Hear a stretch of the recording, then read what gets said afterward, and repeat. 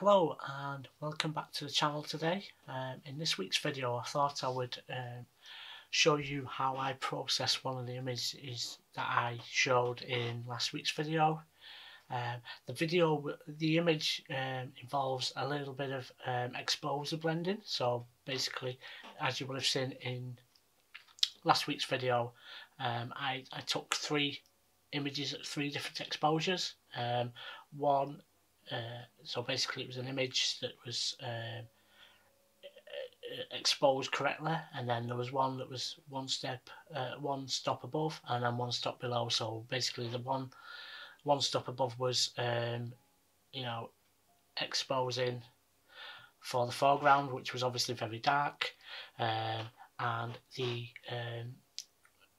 one below was actually exposing for the sky. So essentially it's getting so you're getting three different exposures that exposes for all three different parts of the sky. So what I thought I would do today in today's video is to show you how I blended them images together, and also the image also has a little bit of split tone in it, so I thought I would show you that as well. So what I'll do now is I'll jump over the screen and I'll show you how I did it.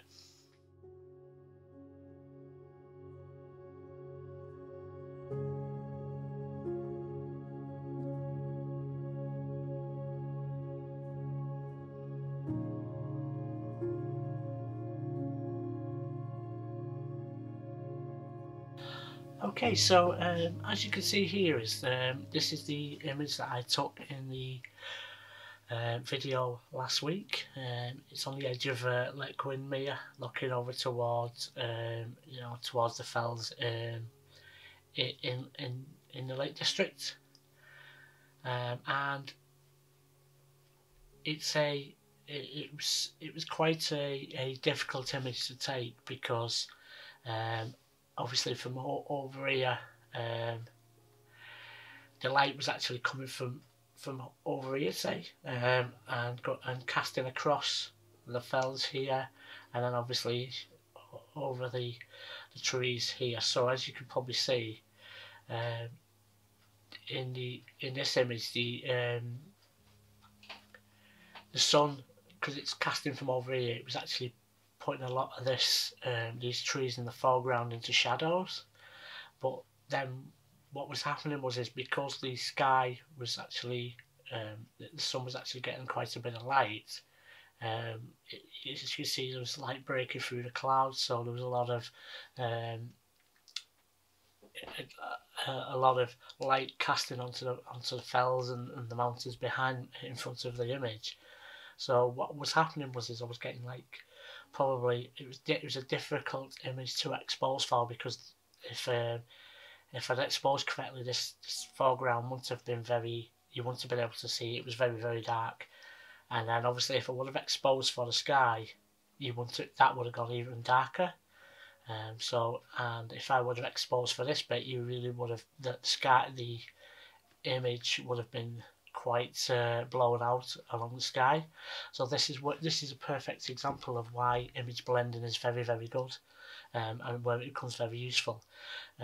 You could obviously have done this using a graduated filter, but I've tried to use graduated filters. I do find them quite difficult, and also I find them that they're a bit of a destructive process, in the fact that you take an image with that filter on and there's nothing you can really do with it afterwards.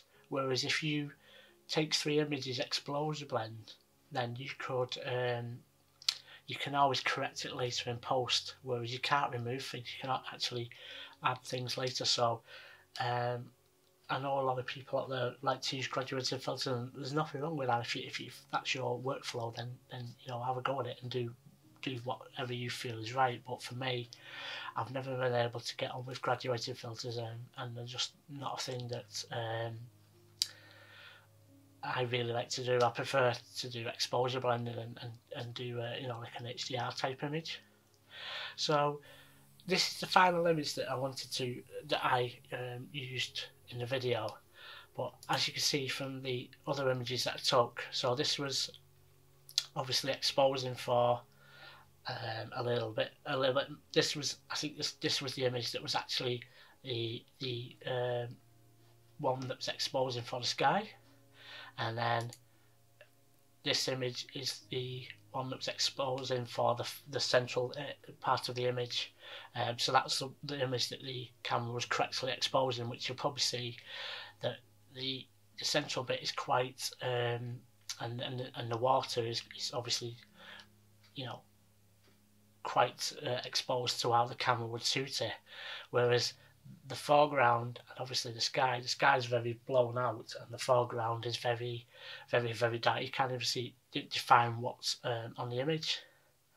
And then obviously this image is more exposing for the foreground, so you can see a little bit more of the foreground, but obviously, as you see here, the sky is very blown out. So what I'll do for this is obviously going to be blending and exposure. So firstly, what I would do is obviously I'll group the three images together. So you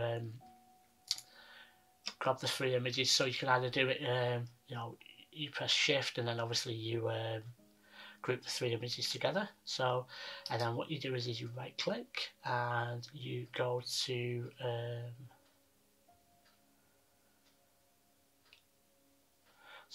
so you go to photo merge and then HDR,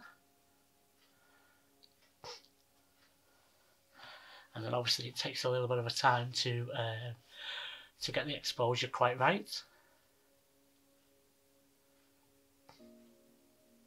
So we'll just give that a bit of time.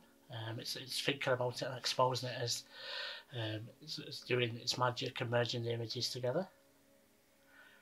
So so as you can see there, you've got quite a nice image where it's you know, you've got a nice sky and a nice foreground.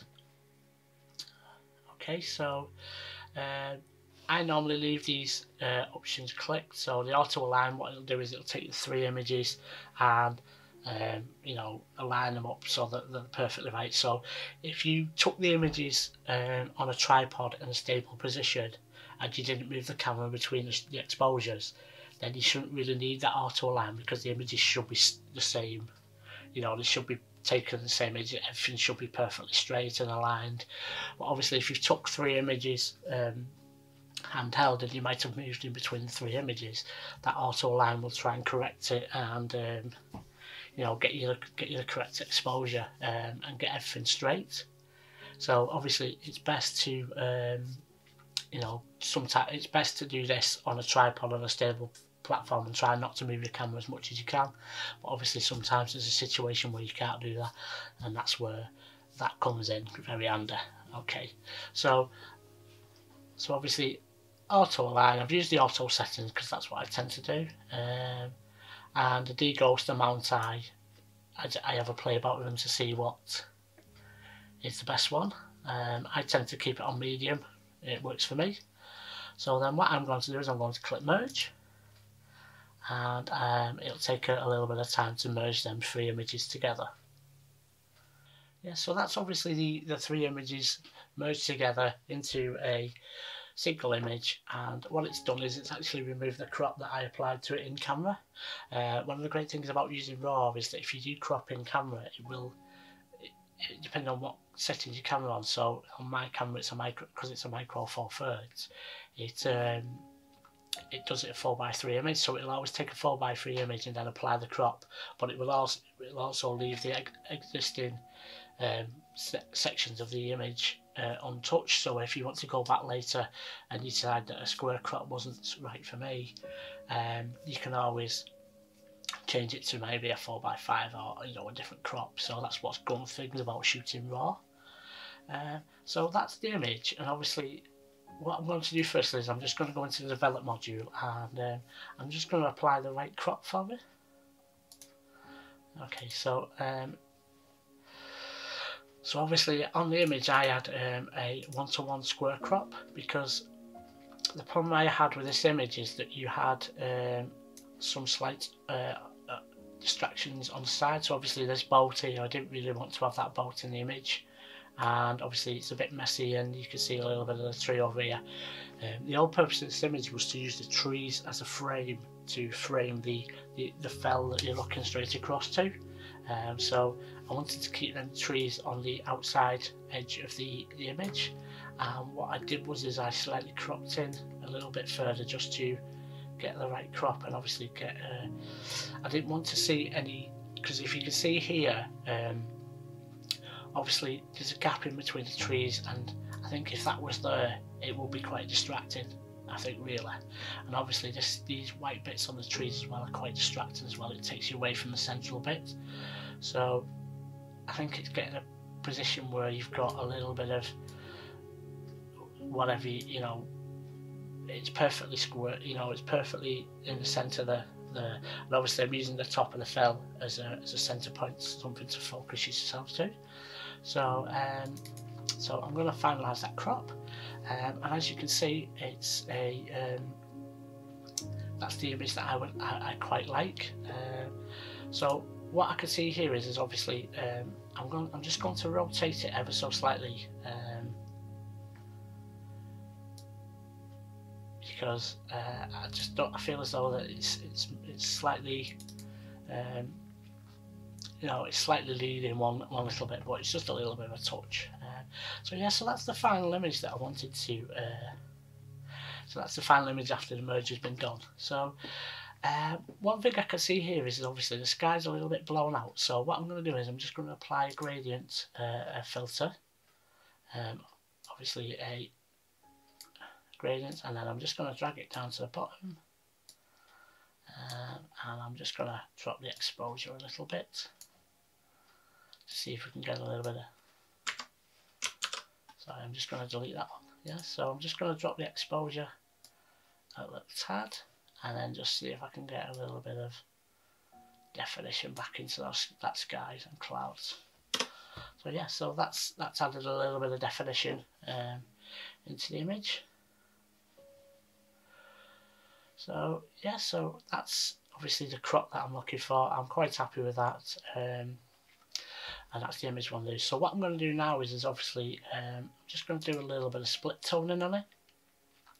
Now what split toning is obviously adding a little bit of colour, slight colour into the image to create a type of image that you might have seen a number of years ago. So like some cyanotypes and some tintype images tend to look like that, and obviously with the rise of Instagram, some of the images are looking a little bit more colour and go. But I thought that this would suit a little bit of split toning to add a little bit of blue and a little bit of different colours to it to enhance the colour that I've got it, because as you can probably see the image is quite blue anyway, because it was just that type of day where I was getting a lot of clouds and a lot of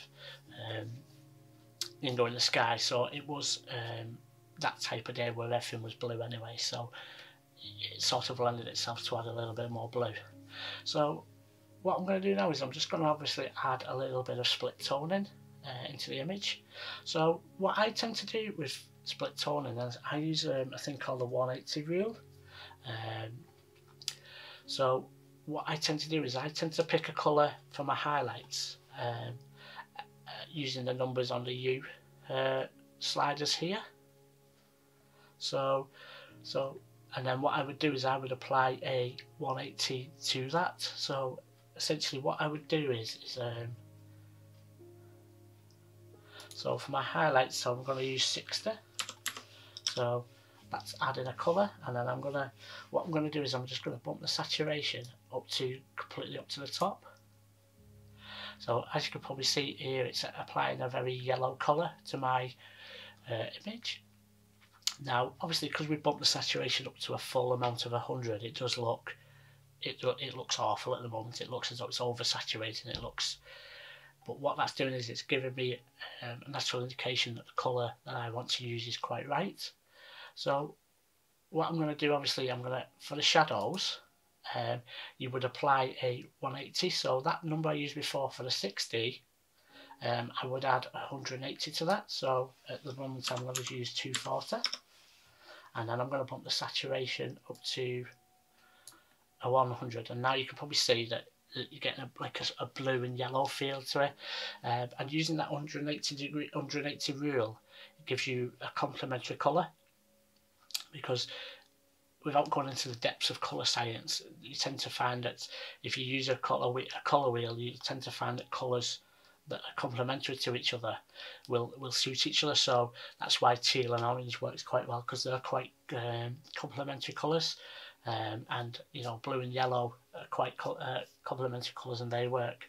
So for this image, as you can probably see, it's very oversaturated, because I've really put the saturation right up to the maximum level it can go.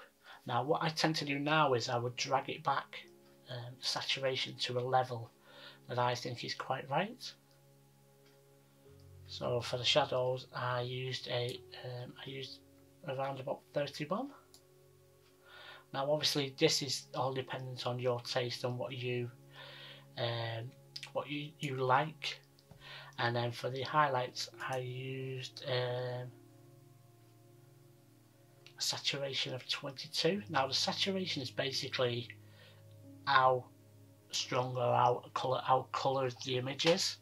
So for that one I used 22, and it brought a little bit of nice saturation into the image, and you can see that while the image is a little bit blue, it's not, you know, in your face blue. So, and then what you can do is you can actually play with that. So in the panel in Lightroom, you've got a blending slider. So what you can do is it actually blends, so it adds more to the highlights or more to the shadows, depending on which way you slide it. So if you slide it towards the left, it will add more. It will add more to the shadows, and then if you blend to the right, it will add more to the highlights. So what I'm going to do is I'm going to blend it to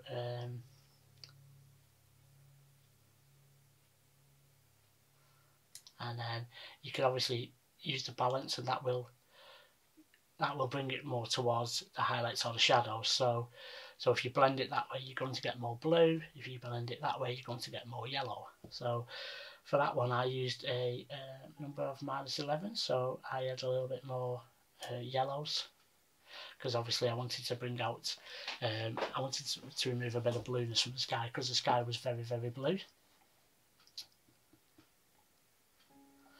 And obviously that was the image that I produced. So yeah, so that's the image that I liked.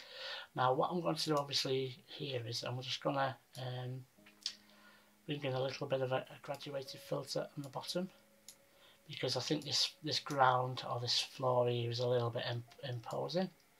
So I'm just going to darken it down a little and take it away a little bit more away from the actual you know, to take away the actual how imposing it is, because I think it's leading you in, but obviously you don't want it too strong, because to be the massive focal point of the image. So yeah, so that's the final image that I used. Obviously split toning and the single, I think, adds a little bit of a difference to the image. It brings a bit of you know, a bit of blueness into the sky, and there's little bits of sky that's a little bit blown out, but I don't mind. I think it adds quite to the image, and I think it you know, it makes a nice little image. So yeah, so that's the image completed. That's just a small tutorial and a small insight into how I create an image and how I split tone an image. Obviously these settings are dependent on yourself. You know, you can go one way or the other. If you want a little bit more over saturation, you can quite happily do that. But I find that 180 rule on the colours on the split toning can be quite useful in the new colour grading panel in Lightroom. I use that 180 rule because it gives me two complementary colours that I think do quite match. I think the hardest part of split toning is knowing which colours to use. So if you start off with one colour and then use the 180 rule to add an extra, to add a colour to the shadows or to the highlights, you can you can get 2 complementary colours that are quite nice. Yeah, so I hope you found that little tutorial useful. I hope you're enjoying these different types of videos. Obviously, because it's going to be difficult over the next month or so with us going into lockdown to do more videos out in the field. I thought I would start doing a few more tutorials, and I did quite enjoy doing these type of videos, showing people how to process their images and how to take their image from the camera to obviously online and printing. So I think it's something that I want to look at in the future and do more of. So if you do like these videos, please leave a comment below and tell me what you think of them. If there's something that you think I could do differently, then please let me know. And hopefully we'll try and do a few more. And if there's something that you want me to see if I can show you how to do, if there's a technique or a tip in Lightroom that I can show you how to do, then I'm quite happy to do that and see if I can discover that. So thank you for watching today. If you like what you see, please give me a thumbs up down below. Leave me a comment to tell me what you think. If you're not subscribed, please do so already. I'd love to get a few more subscribers on board and get more people watching my videos. And hopefully I will see you this time next week.